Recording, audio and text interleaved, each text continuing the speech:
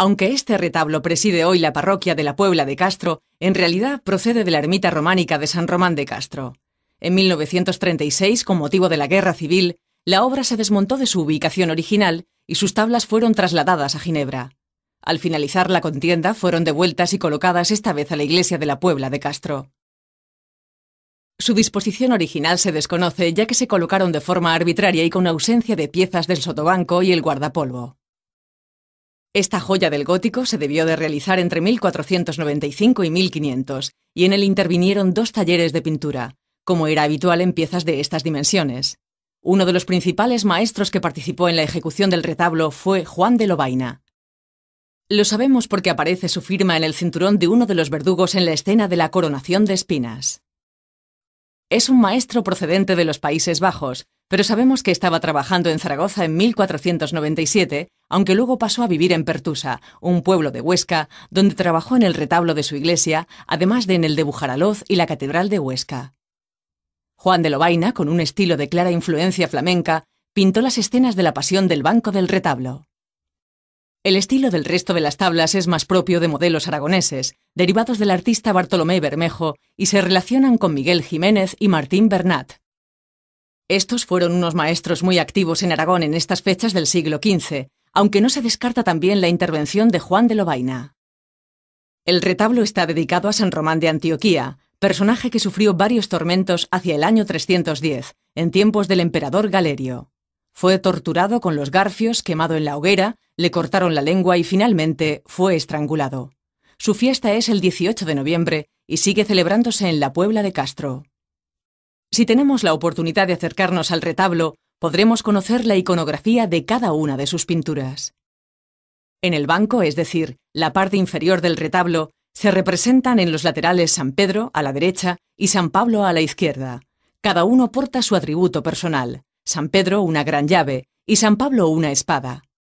Como dato curioso, se sabe que en el lado posterior de la tabla de San Pedro hay una inscripción que muestra la importancia del puente sobre el Ésera para la Puebla. Dice así: «Llevóse el puente de Castro el río el 27 de septiembre de 1604 y se acabó de volver el año 1607». En el centro del banco hay actualmente una hornacina con 3 tablas procedentes del sagrario original. La del medio representa a Cristo varón de Dolores, saliendo del sepulcro, acompañado de la Virgen y San Juan. En las 2 tablitas laterales se localizan los llamados 4 padres de la Iglesia: San Gregorio Magno, San Agustín, San Jerónimo y San Ambrosio. Esta parte inferior del retablo se completa con 4 tablas en las que se pintaron escenas de la Pasión basadas en los Evangelios. Estas escenas, que muestran el sufrimiento de Cristo, se colocaban en la Edad Media en la parte inferior de los retablos para que los fieles pudieran verlas de cerca.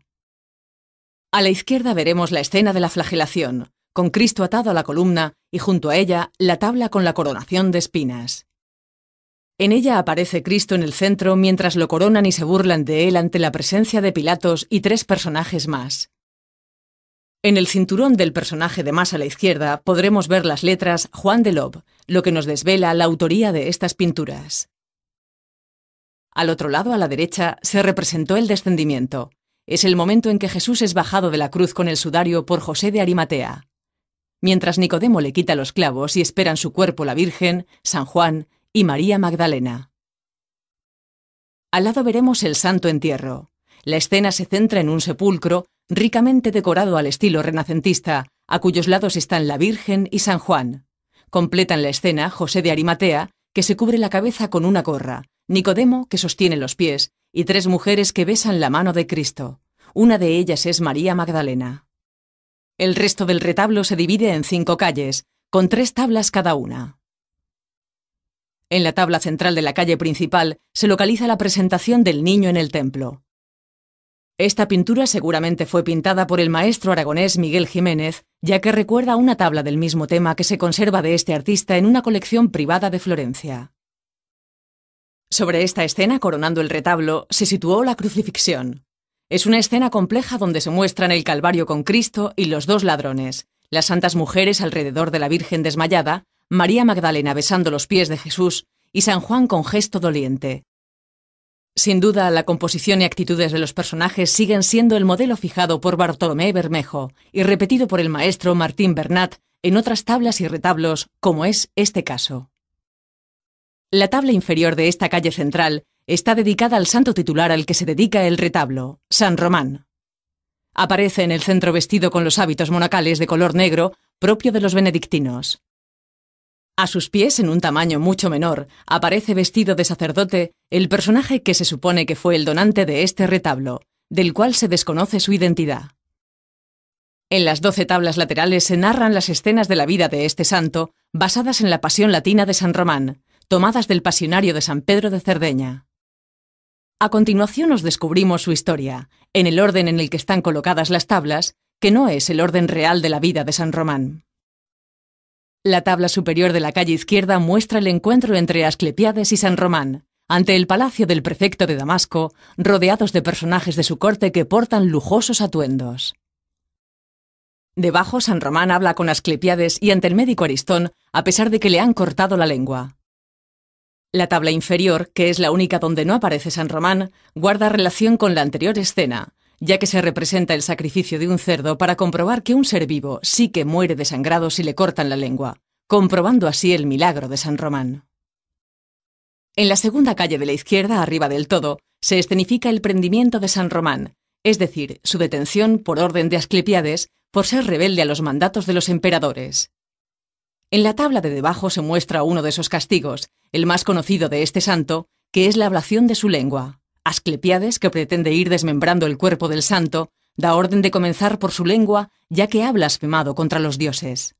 La tabla inferior de esta calle muestra otro de los tormentos a los que fue sometido San Román, la hoguera. Asclepíades ordena encender la hoguera para quemarlo vivo junto a un niño que el santo había convertido al cristianismo.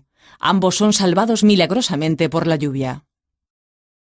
En la calle de más a la derecha, las escenas comienzan en la parte superior con la flagelación de San Román, atado a la columna como Cristo, y continúa con la muerte del santo por estrangulamiento.